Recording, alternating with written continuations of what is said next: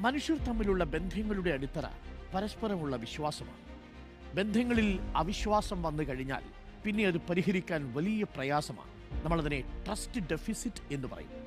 ചില ആളുകളുണ്ട്, അവർക്ക് ബന്ധങ്ങളുടെ അടിത്തറയെക്കുറിച്ചോ വിശ്വാസത്തെക്കുറിച്ചോ യാതൊരു ശ്രദ്ധയും ഉണ്ടാവില്ല. ഒപ്പമുള്ള പങ്കാളിയെക്കുറിച്ച് ചിന്തിക്കാതെ തനിക്ക് വേണ്ടതെല്ലാം നേടിയെടുക്കുക മാത്രം ചെയ്യുന്നവർ, ഒപ്പമുള്ളതൊരു മനുഷ്യനാണെന്ന പരിഗണന പോലുമില്ലാത്തവർ, ഞാനാണ് ഈ കഥയിലെ നായകനെന്ന് സ്വയം കരുതുന്ന മനുഷ്യർ. ബാക്കി എല്ലാവരും സഹനടന്മാരെ തിരികെ ഒന്ന് ഗൗനിക്ക് പോലും ചെയ്യാത്ത മനുഷ്യർ. അങ്ങനെയുള്ളവർ നിങ്ങളുടെ കൂട്ടത്തിലുണ്ടോ? അവരെപ്പോഴും കൂടെയുള്ള പങ്കാളിയെ മുറിപ്പെടുത്തിക്കൊണ്ടേയിരിക്കും. ഒരുതരം സാഡിസ്റ്റിക് മനസ്സായിരിക്കും അവർക്ക്. അവർ ചെയ്യുന്ന തെറ്റുകൾ മനസ്സിലാക്കാനോ തിരുത്താനോ തയ്യാറാവുകയുമില്ല. ഒരുതരം നാർസിസ്റ്റ് ആയിരിക്കും അവർ. തെറ്റുകൾ ചൂണ്ടിക്കാണിക്കുമ്പോൾ അതെല്ലാം അവഗണിക്കും. അങ്ങേയറ്റത്തെ ഈഗോയുടെ കുടിമുടിയിലായിരിക്കും അവർ. അങ്ങനെയുള്ള മനുഷ്യരിൽ നിന്ന്